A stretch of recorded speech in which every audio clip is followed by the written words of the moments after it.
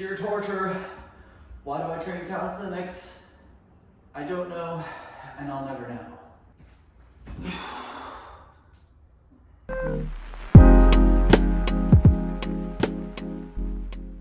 I usually eat about an hour and a half before I work out. Nothing fancy, just rice cakes, a little bit of peanut butter with some bananas on top. I like this because it gives me some carbs for my workout, fuels me up, but it's not so heavy that I feel weighed down. The only thing is, if you're gonna eat this, make sure you have something to drink because the mouth can get dry really quick. The weather outside is absolutely amazing right now. I wish I could just move my whole garage gym outside, but I can't. So I'll be in the garage looking out at this wonderful weather. Once again, similar to my push day, we're gonna be starting with the hardest exercise first. That's gonna be front lever pulls. So I'm gonna be doing straddle pulls.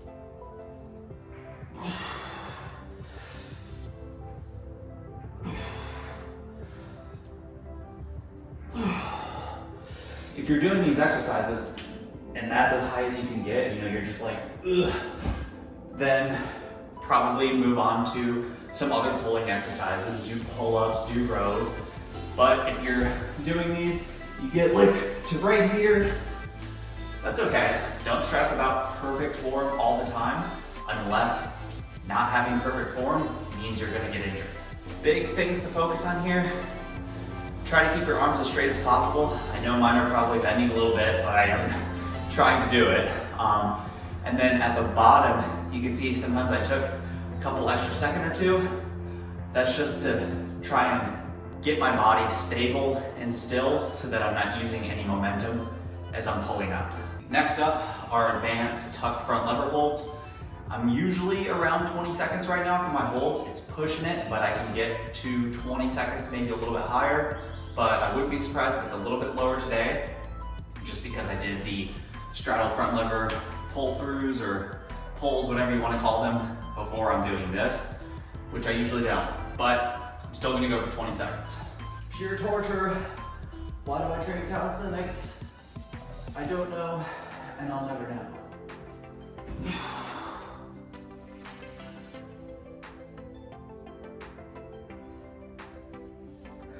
Those suck, man. Easily one of my least favorite things to train, just because it's pure torture the second you get up, and then you're just holding, hoping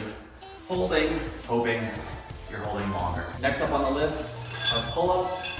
I'm gonna be doing them with a little bit of weight. Start out at 10 pounds, bump it up in 5-pound increments, we'll see, depending on how I'm feeling. Well, let's get to it.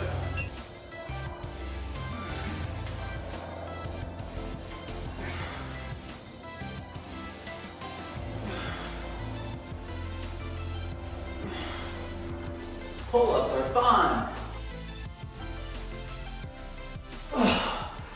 Damn. We'll call that 7. That last one doesn't count. Front lever pulls really took it out of me. So I failed to hit that 8th rep, but this is worth discussing.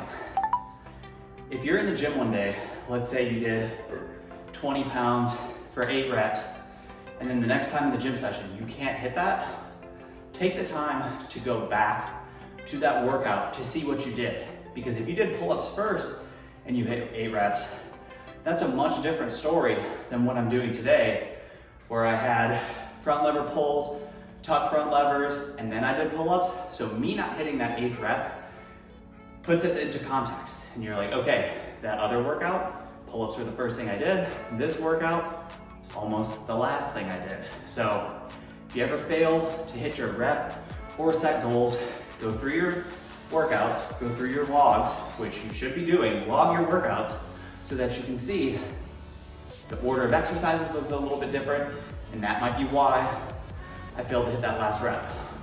Today, I think it's just because I'm weak.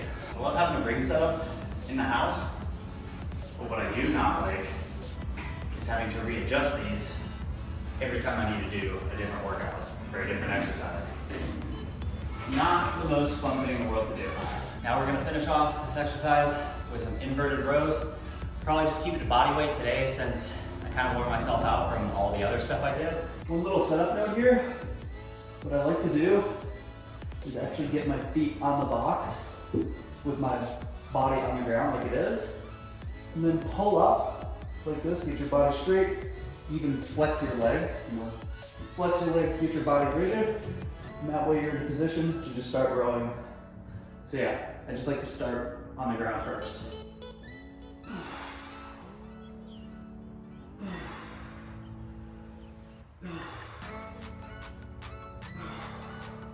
Definitely feeling the fatigue from the earlier exercises.